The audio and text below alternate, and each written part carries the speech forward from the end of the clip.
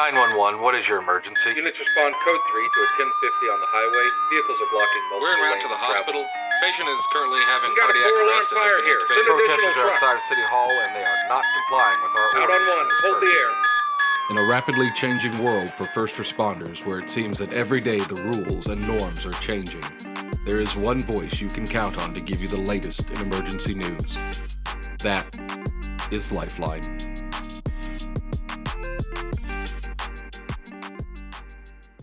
Hello, and welcome back to another episode of Lifeline 911 podcast with your host, Erica. Hello. I'm your co-host, Gary, and today's topic is going to be From the Mouths of Babes, How to Deal with Young Callers.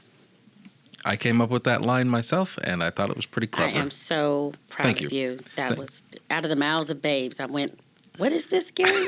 What are we doing?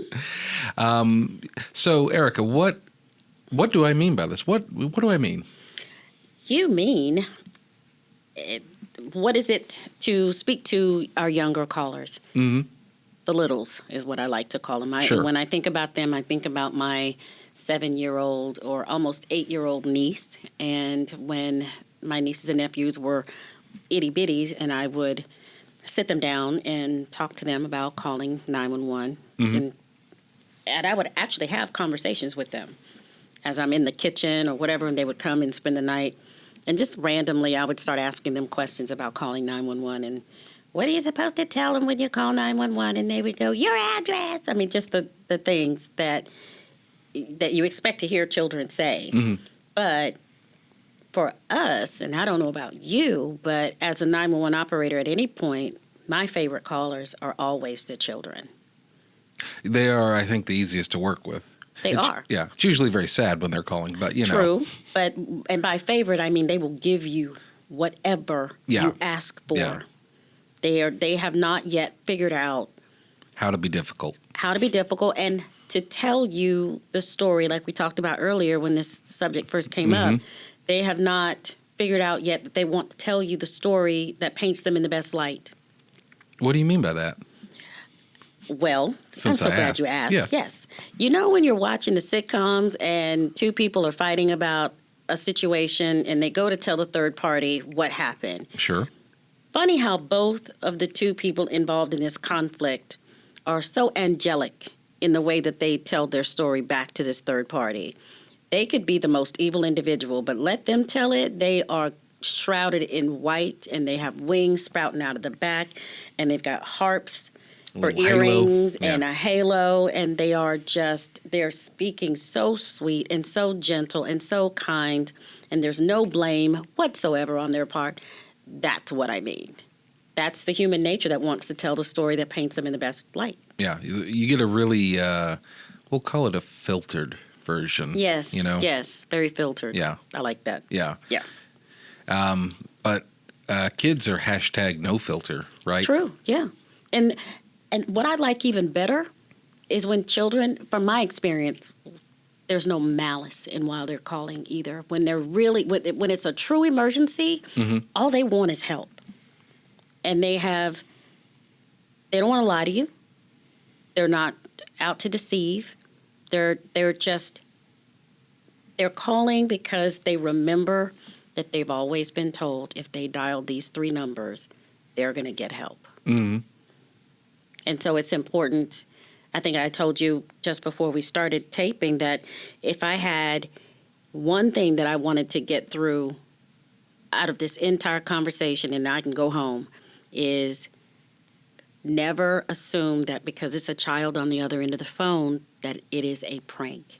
Look for reasons to send versus reasons to discount why they might be calling. Mm-hmm. Does that make sense? Yeah, because I think the children, when they call 911, they're very nervous to talk. I think most people are when they call 911. Yeah.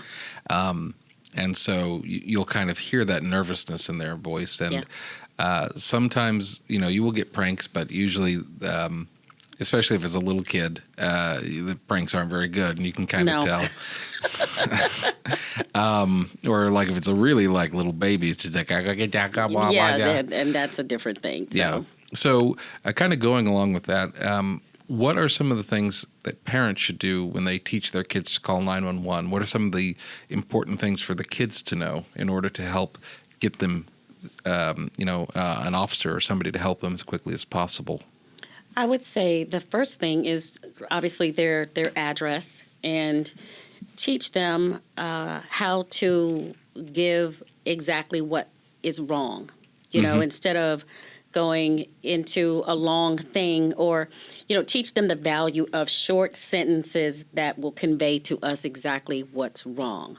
So, we've all heard the different stories from the disaster stories from all over the country, from where people have called, and you always hear the little one on the other end of the phone, "Help, my mommy's sick," or "My dad is sick," or something like that. Maybe, and that's okay, but it would almost be better if they learned to say, "My house was broken into. My mom is not waking up," or just, and there's no canned way to put it, but I'm saying if you were a parent trying to teach your young one how to call 911, obviously the address is going to be the most important thing, because even if they can't tell us anything else, where is the thing. So make sure that they definitely know their address. Yes, yeah. And if they don't know it, maybe you can find a piece of mail or something that you can put in a place or something. I don't know what that looks like, because obviously it depends on the age of the child. But I think the most important thing is how to call 911, the address, and how to speak to us. Age appropriate, and age, in a way that they can understand what it is that we need from them. Does that make sense? Yeah, I agree. I think also like their name. Yeah, like definitely. Because depending on how old the kid is, they may not know what their last name is. True. And if they also know, mommy and daddy's actual names rather than just mommy and daddy. True. That's another way you can kind of try and, locate, where they might be if they're at home. Yeah. But you were telling me about a call that you took at another agency. Yeah. That was quite the lengthy call to try and locate, a kid, right? Yes, and I don't. It just breaks my heart that I don't remember his name, but I will never forget him, and I will never forget the call. I was in Denver, and this youngster called. I'll just call him Rudy, and Rudy calls, and he's telling me that mom and dad are fighting. And I can't remember if I could actually hear what was going on in the background. I don't think so. I think that Rudy was in the bedroom, and I believe he was in the closet, and he had the cell phone, because there was no landline. God, wouldn't that have been amazing? Yes. But there wasn't. And then he had a disconnected cell phone, because had it been at least, a connected phone, I would have had some things to work with. But I didn't. So long story short, I have never worked so hard and used every critical thinking skill that I have ever had to locate this child, because they had just moved, and Rudy did not know his current address. And what did I say, 8, 9, somewhere in there, and he might even been just a little bit younger than that, but not in the 5, 6. So he's just young enough that he wouldn't have that committed to memory, and old enough that he can give me something to work with. Yeah. So now I'm having to get incredibly creative, because now I'm having to talk to Rudy about what's his address. And he's like, "Well, we just moved." I'm going, lovely, in the back of my Perfect. mind. That's great. Okay. So now what do we have to do? And I don't even know, the better angels were on my shoulders that night, because I thought about, okay, where do you go to school? How do you get to school? And I'm trying to figure out, how do I narrow down, because it's a phase 1. So phase 1, for those who may be listening that not know that, that's a very basic sort of telemetry that you get from cell phones. Usually that's like not even something that you get anymore. Like, they're all pretty much phase 2 nowadays. Yeah. But phase 1 could be miles and miles of radius. Yeah. And sometimes they even jump hundreds of miles. So It can. It's very unreliable. Yes, I was fortunate, I think, in this case, to where it wasn't hundreds of miles, but it was still it was a wide enough area. And if I remember correctly, they had not moved a very long way away from where they used to live. So he wasn't having to start from just a completely different side of town. So I believe it was the same school. So he tells me what school he went to. And I'm like, okay, how do you get there? Do you ride the bus? Does your mom and dad take you? Or do you walk? And he's like, we walk. I'm like, okay, cool. When you walk, what do you pass by? What's the name of the school? Brown or something like that. Okay, that gives me something to work with, right? Because the school, if it's in walking distance, I'm thinking it's at least less than a mile. Okay, sure. Ish. Yeah. You know, and he's a youngster, so he's going to elementary school. That means there's going to be crossing guards and things. You know, this is the stuff that those of my colleagues out there that are taking 911 calls, you start to get real creative. Yes, you do. But here's what I loved about it. He trusted me implicitly. He was like, whatever I asked him, he gave me. He had no thought that he was not going to give me everything that I needed. When I asked him, you know, what color is the car that's in your driveway? He told me that. How many cars in the driveway? He told me that. Couldn't give me a license plate. That would have been amazing. I would have run the plate and it would have been awesome. But since that didn't happen, you know, what's in the front yard?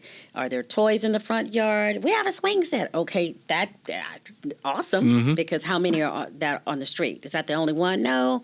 And what does the neighbor's house look like? And what color is it? And all those things, you just don't have. You don't have the, what is it that I'm looking for? I don't know if guile is really the reason or the word that I'm looking for. They don't have a deceptive motivation when they're calling. Yeah. They're just whatever you need. Have mom and dad been drinking? Yes, my dad's been drinking. He's been drinking since this morning when I got, whatever you need. If you want to, has anybody had any, you know, been drinking or taking any drugs today? You don't have to ask the kid like that. They'll go, yep, my dad, and he drinks all the time. And the bottle is blue and white, and it has skull and crossbones. You name it, they're going to give it to you. Yeah, yeah. Which just really helps expedite, you know, trying to get help out to them. Yeah. Because you don't have that whole veil of, ooh, I have to put myself in the best light because this is a recorded line and the police are coming out and I don't want to get in trouble. Right. I don't want something to slip. Yeah. That I may not be able to take back. Yeah. And you don't have that with children. Yeah, because they're just going to put it right out there for you. Yeah. And as you said, quickly too. Like they don't waste precious moments trying to process what would be best for them to say. Nope, not at all. There's a problem. Here's the problem. Come on out here. Yeah. Which anytime you call 911, that's the best way to kind of handle that because there's no reason like of course you don't want to like implicate yourself in anything illegal, but don't do that then, you know. Right. That's easy, Gary. Yeah. And then you can just call 911 and not have to worry about all that double think. Yeah. And kind of also just to point out, disconnected cell phones can still call 911. They absolutely can. I can't tell you how many calls that we get from like babies and toddlers that their parents are just like, here, play with this old cell phone. Yes. That will still dial 911. It absolutely will. So and we have to investigate as best we can. So if you have any young toddlers and you're giving them cell phones, stop. Please stop. Don't do that anymore. Well, but then I have to entertain the little one, whereas it's so much easier just give them the phone and let them ding, ding, you know, hit the buttons, and they're so entertained and they think it's the most awesome thing ever. Well, just teach the kid to read or like swaddle them until they're like 18 or Wow. Just Really, Gary? Yeah. Okay. Yeah. Alrighty then. But yeah, so kids, they're really, really good callers in terms of like how easily you are able to interrogate them for the information that you need, which is kind of backwards in a lot of ways from what you would think, because you'd be like, hey, an adult, this person, knows where they're at and like knows who they are, knows their license. But when an emergency happens in an adult, you start thinking about so many other things that it clouds your judgment, gets in the way, and like adults freeze up. I don't think I ever talked to a kid that hesitated. No, I don't recall, and I've spoken to many in the course of my career, and they are not afraid to talk to us unless we give them a reason to be afraid to talk to us. And by that I mean the operator, the 911 call taker, has so much power over the level of comfort the child feels or the level of fear, because they're not afraid to talk to us. They trust us because they've been told to program to trust us. So when they find themselves in a situation where they need our help, they're just wide open. And they don't have a reason to shut down, clam up, or become deceptive in any way unless we give them a reason to, which is why it's so important for us to treat them like they are victims that need our help versus children who are annoying us. Right. And I'm just going to be really, really honest. As you guys by now, if you've been listening for a minute, you know, right about now is when I start to get very raw. Yep. And the truth is, they need our help, and so we should never be annoyed when they call. We should look for reasons To help them. to help them.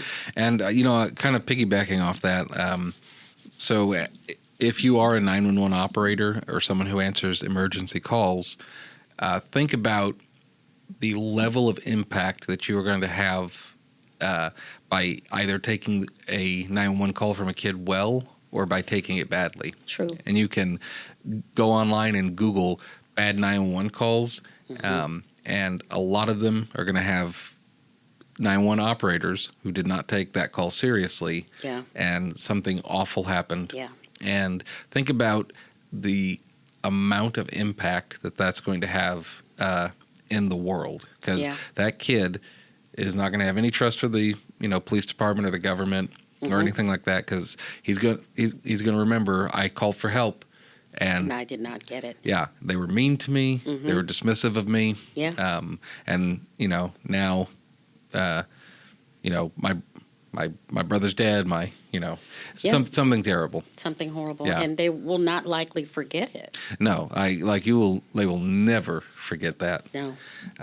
Whereas if you do a really good job and you make the kid feel comfortable and make them feel like you're listening to them and trying to work with them, they're going to have a much more comfortable impression of police, of the government, and be more apt to support that. Yeah, and be cooperative as they. Well, one would hope that good experience would carry into adulthood.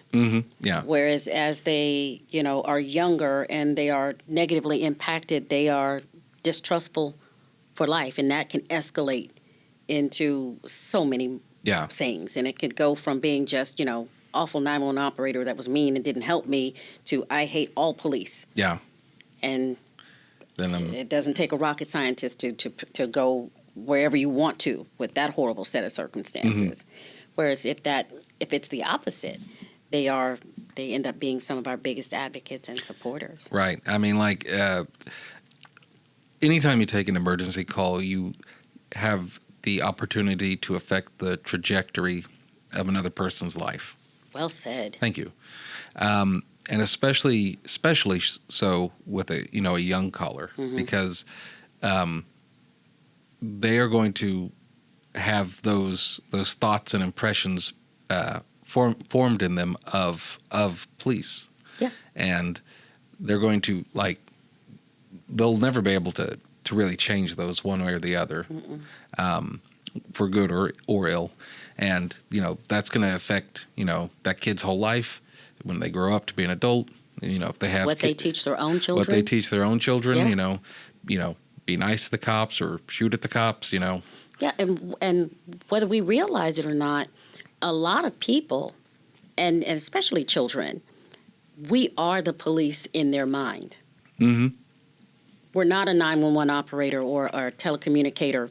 They don't even know what that is. Right. They know when they pick up the phone, they almost immediately think police. Right.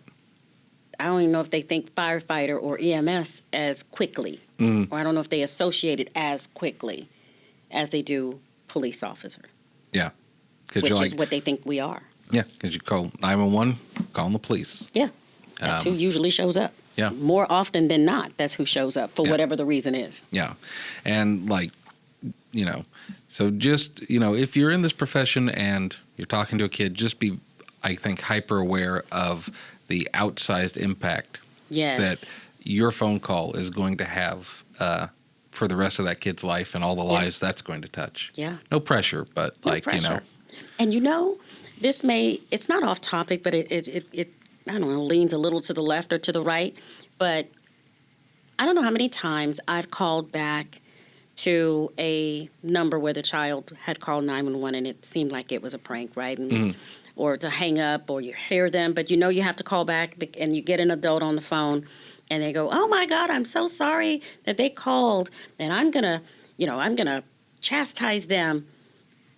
And I don't know if anybody else has ever said this, but I have said to the parent, adult, I don't know, caretaker, whatever, please be mindful of how sternly you chastise the child for calling 911 as a prank even, right? Because you don't want them to do that, but you also don't want to chastise them so harshly that when it is time for them to call 911, all they can think about is the time they got into so much trouble for calling 911. And children don't know how to separate the good from the bad and what happened that time. So you just don't want them to get to the place where they're afraid to call us. And we certainly don't want to be a contributing factor to why they would be afraid to call. Yeah, I mean, I was going to comment about, I don't think I've ever heard anyone say, "I'm going to chastise my child." I have. Since like the 1900s. Okay, well, chastise, right. Well, maybe not the word, but I've heard Yeah, that where yeah. people are upset and they're like, "I'm going to," they don't say chastise, but Yeah. But no, I 100% agree, because you don't want to like yell at the kid for prank calling 911. You just want to explain to the kid, this number is for emergencies. So when people are hurt, they can get help. Yeah. And when you call in like a prank, it makes it so people who are hurt won't be able to get help. Keep it simple. Yeah. And Keep it simple, because children understand hurt. Yeah. And they understand emergencies. yeah. Yeah. And because you as you said, like, you do not want to have that hesitation, because one day, hopefully not, but they may need to call 911. And they may still be in that impressionable age to where all they can think back to is the time they were fussed at, yelled at, grounded, or whatever. Couldn't watch TV, took the phone away, can't play the PlayStation, whatever that looks like. Yeah, chastised. Chastised harshly, because children don't know how to separate that. Yeah, and so as a parent, you want to, and as a 911 operator, you're going to want to reinforce good, positive values. So with kids, so like, Now, you better stop playing on this phone. yeah, Yeah. I mean, I have a number of times made callback on kids that were prank calling, and it is always very precious because they'll still have the phone in their hand when I call back, and they're like, "Hello," and I'm like, "Yes, I need to speak to an adult," and then you just hear the panic in their voice, and you don't want them to, like, they know they've done something wrong at that point, but like, yeah, you want to encourage them to use 911 when they need to, Yep. And to not when they don't. Yes. But yeah, so yeah, kids calling are some of. We started off by saying my favorite, like our favorite They people. really are. Yeah. They really are, because how cute is it when they call almost at the beginning of the school year? You almost know especially when they're really young, when they have just learned to call 911 in emergency in their classroom, because it has been, that's the lesson of the day or the lesson of the week. Because my nieces and nephew, we learned about 911 today in school. I'm like, okay, that's awesome. And I've had little ones go, I just wanted to see if it worked. Okay. Yeah. Because we learned about that today in school, and I just wanted to be sure it worked. It is working. Yes, Thank you. it did. So that aren't you precious? Yes, yes, it's working. It's working just fine. It's Thank working you. just fine. Thank you so If much. you don't have an emergency, you can hang up now. Okay, thank you. Okay, bye. Yeah. What are you going to do? Yeah. So yeah, just by the way, there is if you have time, you can Google a very funny 911 call where this kid called into 911, and I'll just quickly tell the story because it's cute. So the kid was like, yeah, I have an emergency. And the call taker was like, okay, what's going on? And he's like, I'm having trouble with my math homework. And the call taker's like, this is an emergency line only. And the kid was like, I know, I need to get this homework done. And I guess it probably wasn't busy there, that center, whenever they called. And so like the kid was like, what is 4 divided by 12? And just kind of walk through the steps of that. Don't do that. I mean, 911 lines need to be What are you gonna do? stay open for emergencies, come on. but it was very funny. But yeah, so kids calling usually are going to be your easiest people that you're ever going to work with because they're open, they're honest, they're not holding anything back. No ulterior motives yet. They haven't learned that. They haven't learned to be deceptive. They haven't learned to hate us because that's why they're calling. Yeah. And you, as the person taking that call, can really, really have a gigantic impact on that life and all the lives that life is going to touch. Yeah. You know, and if it's a kid, they might see the, 21st or 22nd century. What century are we in? Don't start What me year to are lie. we I in? do not even know. You got me at 2024. Is all I got for you. Okay. All right. But anyway, that's all I have for you as well. That'll be our show for today. Thank you so much for tuning in and listening. We really appreciate it. From all of us here at Lifeline 911 Podcast, we thank you. As usual, if you have any questions that you'd like to have answered on the show, please send us an email at lifeline911podcast@gmail.com. And that'll do it for me, Gary. And good night, Erica. And we appreciate you, and we'll see you next week. Stay safe. Thank you for watching our production of Lifeline 911 Podcast. If you have any questions about the topics we discussed today, or if there's something specific you'd like us to cover in a future episode, send us your questions at lifeline911podcast@gmail.com. Stay safe out there. Until next time, this is Lifeline 911 signing off.